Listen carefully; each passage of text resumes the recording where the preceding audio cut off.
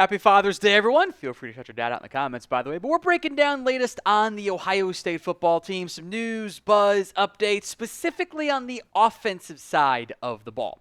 Speaking of the offense, I want you to grade, letter-wise, how you feel about the Ohio State offense. A for it's a B unit, B, C, D, or F. Let me know in the comments section of today's show. A, B, C, D, or F. Grade that Ohio State offense as of right now. Let's begin at quarterback, where Julian Sayin's getting some hype, maybe even some surprising amount of hype. Josh Pate dropped his top 10 Big Ten quarterback rankings, which fits pretty well. Julian Sayin is extremely high. Here's the list. Drew Allar is at number 1. The inconsistency, I think, is very valid, but I get it. Julian Sayin is 2. Dante Moore is 3. Demi Williams is 4. Luke Altmaier is 5. Dylan Raiola is 6. Jaden Maivia is 7. Never before seen in college football, Bryce Underwood is 8. Fernando Mendoza is number 9. Maybe a bit of a surprise, Nico Iamaleava at 10, given the fact that he played entire season. Unlike most of the names on this list, like obviously Raiola has and Altmaier has, but Williams was a kind of back-end starter. Mendoza played a lot. Maivia took over at USC late last season. I do get what Pate is doing. I think 2 is very high for Julian Sayin. It is a very realistic outcome. Number 1 is a realistic outcome, frankly, because there's so much unknown in the Big Ten that even an unknown in Julian Sayin is actually reasonable there. And I think Pate was actually pretty consistent in ranking the upside outcomes. Drew Allar, Dante Moore, Sayin, Williams, even Underwood at 8. I think all of that, there was a common trend of like, I'm going to aim for the fences on these guys and put the guys who could be super great high. Probably means 1 or 2 of them just aren't good. It's how football tends to work out when you have so much unknowns at the quarterback spot. But at least I see the consistency throughout the rankings, which I do think matters. The one I'd probably bump up, I do think Fernando Mendoza should be a lot higher. I think he's going to have a big-time year for Indiana. With that said, I don't think you'd find a lot of people who think, yeah, college football upside-wise, Mendoza's got more than Sayin. Sayin was a 5-star quarterback. He was the number 1 ranked QB back in 2024. He was supposed to be the starter at Alabama this year, but then Nick Saban leaves and he transfers to Ohio State. And assuming he beats Lincoln Kienholz, he should be the starter at QB. That is still an assumption because it is June 15th. There's no starter declared. Might be 2+ months, 2.5 months till we get that. So I want you at the pinned comment of today's show to rank Julian Sayin among Big Ten specific QBs. Should be pretty high, but let me know in the comments of today's show. Let's talk running back here. Spencer Holbrook of On3 had some really good kind of insider notes from what he heard the past week or so at Ohio State. He says the Buckeyes are excited about CJ Donaldson, who will be, quote-unquote, a big-time factor. Donaldson is a power runner, and he was that at West Virginia, 4.5 yards per carry, has a good nose for the end zone. This will probably end up being a committee for Ohio State. But I do think the lead back in that committee will end up being James Peoples. I think not that Donaldson's not going to play.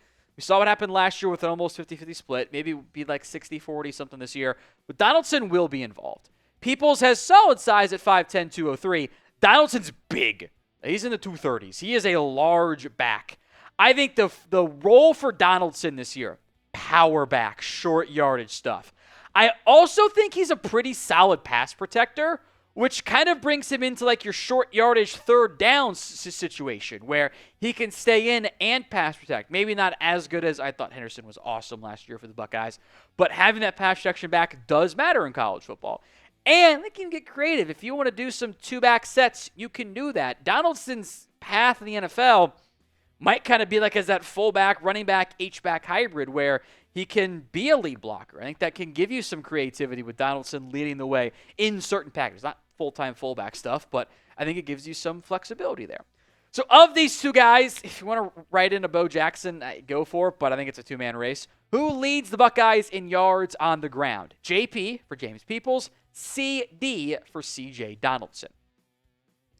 Holbrook also really hyped up the Ohio State tight end room and its role and impact for 2025. Here's what Spencer wrote. The tight end group of Bennett Christian, Max Klare, and Will Kazmarek is going to be a problem for defenses. It's the best trio in the country, and it will be on the field a lot. I think I have a tough time finding a better trio at tight end. I think there could be some other contenders, but the roles and talent should be up there. I think there's a chance Max Klare is the best tight end in college football this year.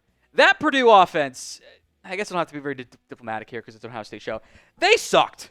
Like, it was a terrible offense. And Max Klare was open like every play. Like, he did a great job of being able to find the soft spot in zones. He's not a great blocker. That's okay as a safety valve, reliable middle-of-the-field option, and offers some wiggle after the catch. Not great contact balance, but some good wiggle. Klare's awesome. I am a huge fan of his game. I think he is a clear-cut top 5 tight end this upcoming season in all of college football. And I think Will Kazmarek is a strong number 2 tight end. I don't think he's going to be a superstar or elite level, like put up 500 type yards that like I think Klare did last year and should surpass this season. But as a blocking-focused tight end, which 8 catches, he can double that pretty easily, I think, this year. As a blocking-focused tight end, I think that's beneficial. And as a 2 tight end packages, that's what you want. You want a guy to be a good blocker. And then, Christian, 14 snaps a game is what he got last year. Probably going to be something similar. Most of those were blocking. I think maybe we're overhyping the pass catching value of the non-Klare guys a little bit, but it's still a good group. And there's one more name that Holbrook was also quite high on. More on that in a second. But you can get the Ohio State Football National Championship hat by going to chatsports.com/OSU hat. Link will be in the comment section and the description of today's show. A clickable link in that corner as well. It's white, the national championship hat for the Buckeyes.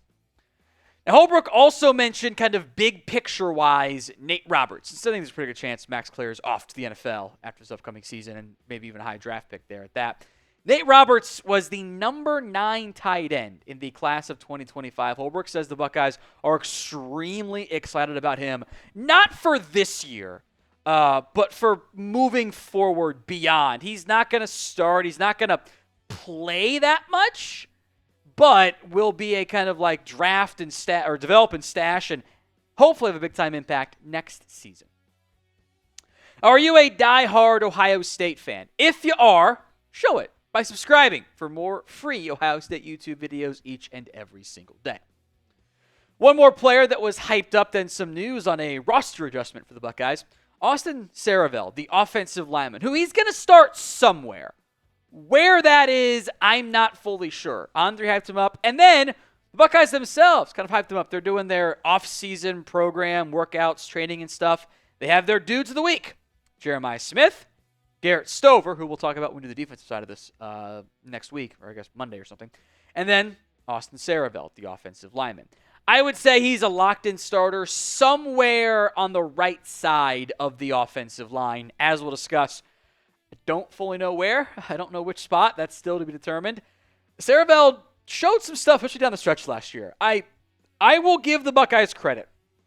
Because in general, I am not a fan of rotating offensive linemen. I don't think I think it fails a lot more frequently than it works, in part because if you're a rotating offensive lineman, you've probably got concerns about your unit.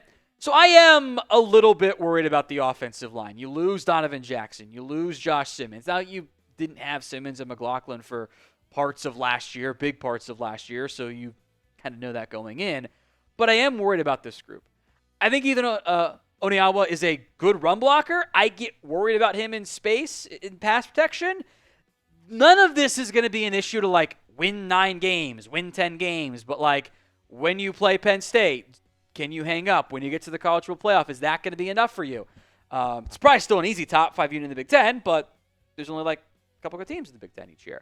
I do think Luke Montgomery, Carson Hinsman, if Hinsman can take a step forward after kind of losing his job last year, Montgomery, Tegra, Shabola, all kind of flashed at guard. That's promising.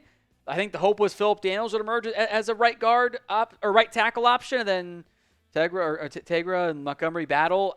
Saravel, I feel a bit better at right guard, but I get a little bit worried about all the change and losing some of your best players up front. So be honest with me. Are you confident in the offensive line? Y for yes, N for no. One more quickie news item here. Trey Robinette is the newest preferred walk-on for Ohio State. He originally committed to play some much lower level football on a scholarship.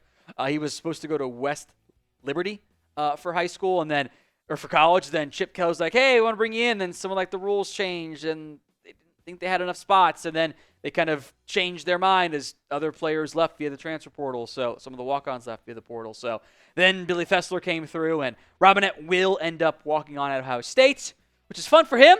It's good education. He's play for the Buckeyes. Practice for the Buckeyes, maybe. He's never going to play a real game. Julian Sayin, Kyle St. Clair, and then the fourth stringer, Eli Brickhandler, are your main quarterbacks. We won't even put walk-ons on the depth chart, but he is in the fold now.